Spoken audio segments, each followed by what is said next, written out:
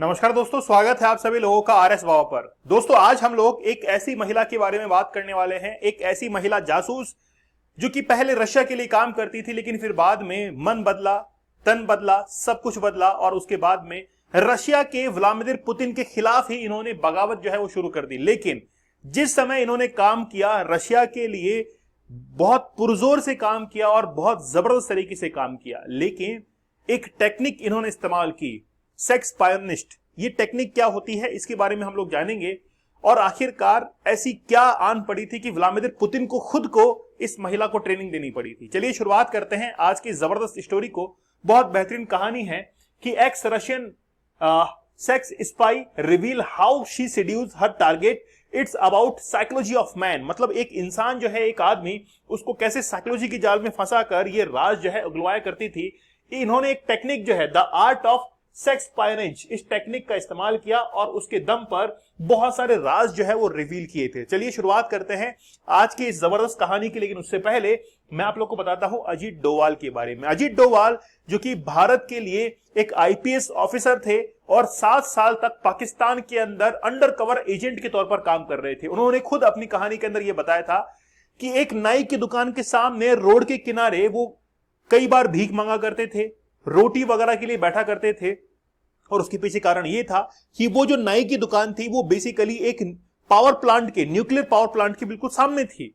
Nuclear power plant के जितने भी कर्मचारी वहां पर काम किया करते थे वो नाई की दुकान पर बाल कटवाने के लिए आया करते थे।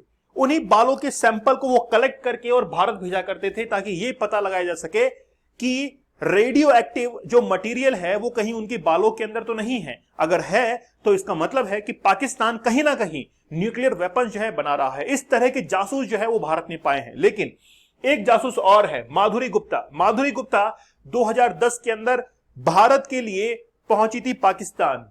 इंडियन एम्बेसी के अंदर राजनयिक के रूप में आईएफएस ऑफिसर थी, लेकिन कुछ समय बाद ही वो पाकिस्तान के लिए काम करने लगी और भारत की जासूसी करने लगी। और उसके बाद में 2010 के अंत में फिर आईबी ने दिल्ली एयरपोर्ट पर अरेस्ट किया और जेल में डाल दिया।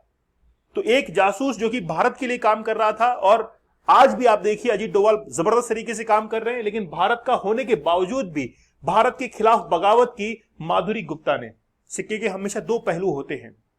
चलिए बात करते हैं आलिया रोजा की। आलिया रोजा जो है वो बेसिकली एक फॉर्मर रशियन सिटीजन है। अभी हाल फिलहाल कैलिफोर्निया के अंदर रह रही हैं और करोड़ों का बिजनेस जो है वो रन कर रही हैं। इसके साथ में ही वो एक्स स्पाई भी रह चुकी हैं। हाल ही में एक पॉडकास्ट शो है, उसके अंदर उसका नाम है टू डाई फॉर। उसके अंदर अपनी सच्चाइयों को रिवील किया है।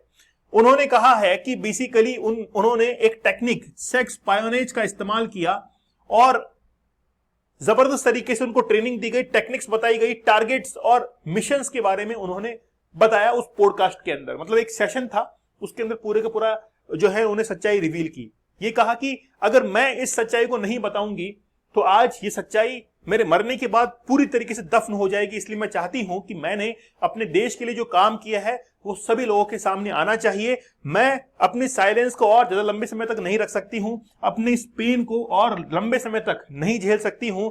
If it was not me, अगर मैं ही नहीं बोलूंगी तो फिर कौन बोलेगा, ये उन्होंने उस पॉडकास्ट के अंदर जो है वो बताया था। तो आलिया रोजा कौन है, क्या इनकी कहानी है, वो हम लोग जान लेते हैं। लेकिन सबसे पहले इन्होंने जिस टेक्निक का इस्तेमाल किया था वो टेक्निक क्या है, सेक्स पायोनेज।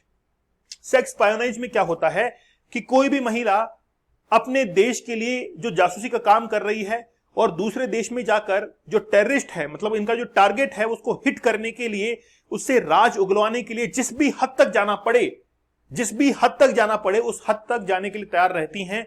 चाहे फिर वो अपने शरीर को ही क्यों ना दांव पर रख दें, उसको हम लोग कहते हैं सेक्स पायोनेज। लेकिन बेसिकली बात यह है कि it's not just a sex, ये केवल सेक्स नहीं है, it's very far from sex. मतलब ये बेसिकली अपने देश के लिए, पेट्रियोटिज्म के लिए, देशभक्ति के लिए एक बहुत बड़ा बलिदान है।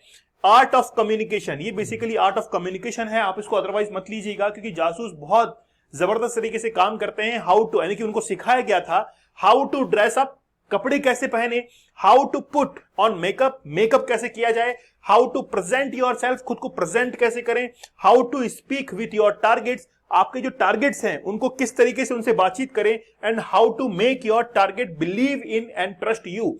आप उनको अपने विश्वास में कैसे लें ताकि वो आप पर बिलीव करने लग जाएं, इस तरह की ट्रेनिंग दी गई। और आप लोगों को जानकर ताज्जुब होगा कि ये ट्रेनिंग किसी और ने नहीं, रशिया के राष्ट्रपति व्लादिमीर पुतिन ने दी थी, खुद अपने ट्रेनिंग के हिस्से में से, क्योंकि उनको भी ऐसी ट्रेनिंग दी गई थी। उन्होंने कहा था कि मैंने भी ऐसी ट्रेनिंग ली है, और फिर बाद में पुतिन ने जो है इस साइकोलॉजिकल ट्रेनिंग को इस महिला को भी दिया।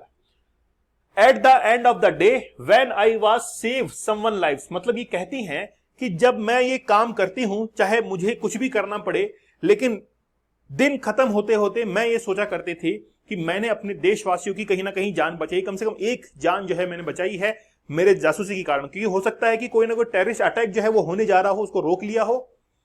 लेकिन आपको यह भी जानकर ताज्जुब होगा कि ये कोई आम महिला नहीं थी। आलिया रोजा ये रशिया के एक्स आर्मी जनरल की बेटी थी, और अपने पिता के कहने पर ही इन्होंने ये सारा काम जो है वो किया था। ठीक है, अच्छा यहां पर देखिए, constantly abuse and rape bye random man, मतलब बहुत द रेप वगैरह इन्होंने झेला, लेकिन उसके बाद में भी सारे सेक्रीफाइस किए। वी फेल्ट पैट्रियोटिक, देशभक्ति की भावना थी। We were ready to sacrifice and do anything for our government, अपने जो सरकार है इसके लिए कुछ भी कर गुजरने को तैयार थी। लेकिन एक छोटी सी गलती इनसे हो गई। जब ये फर्स्ट टारगेट को हिट कर रही थी, इन्होंने लिखा कि I was Russian spy but I fail in love, एक प्यार में पड़ गई। जब ये पहले टारगेट को हिट करने के लिए जा रही थी, उस समय क्या हुआ, यानी कि इनका जो टारगेट था, जो टेररिस्ट था, उसका नाम भी व्लादिमीर ही था।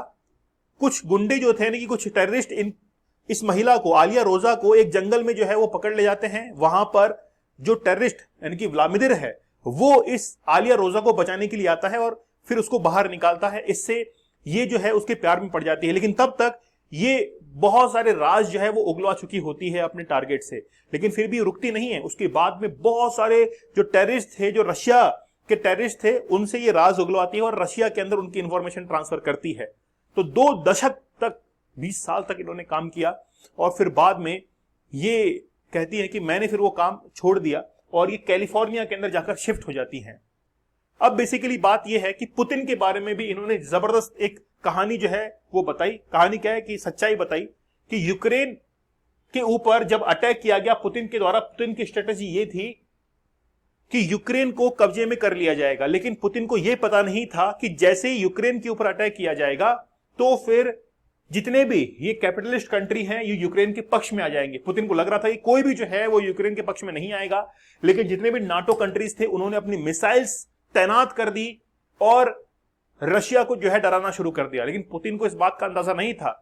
लेकिन आलिया रोजा जो कि जासूस थी, उन्होंने कहा कि अगर पुतिन ने किसी टारगेट को ठान लिया है, अगर सोच लिया है, तो वो अपने टारगेट को जरूर कंप्लीट करके रहते हैं, ऐसा कहना है आलिया रोजा का। इसलिए आज नहीं तो कल वो यूक्रेन को अपने कब्जे में लेकर जरूर रहेंगे। वो यूक्रेन को जरूर जो है वो एनकॉर्च कर लेंगे, पूरी तरीके से तबाह कर देंगे यूक्रेन को। लेकिन अभी उनको अंदेशा नहीं था कि इतने सारे देश जो है वो यूक्रेन के फेवर में खड़े हो जाएंगे। तो बेसिकली पुतिन के खिलाफ ही जो है कुछ दिनों बाद इन्होंने बोलना शुरू कर दिया। ठीक है, तो बहुत सारे जासूसों की अलग अलग कहानियां होती हैं, जैसे मैंने अजीत डोवाल की बताई, माधुरी गुप्ता की बताई, तो बहुत सारी कहानियां होती हैं। कोई अपने देश के लिए कैसे किस तरीके से काम करता है, कोई अपने देश को दगा भी देता है, तो सबकी अलग अलग कहानियां हैं। रिसेंटली ये कहानी जो है वो सामने निकल कर आई थी, इसलिए मुझे लगा कि आप लोगों को जरूर इस कहानी के बारे में बताना चाहिए कि एक देशभक्ति तक कोई भी इंसान जो है वो किस हद तक गुजर सकता है।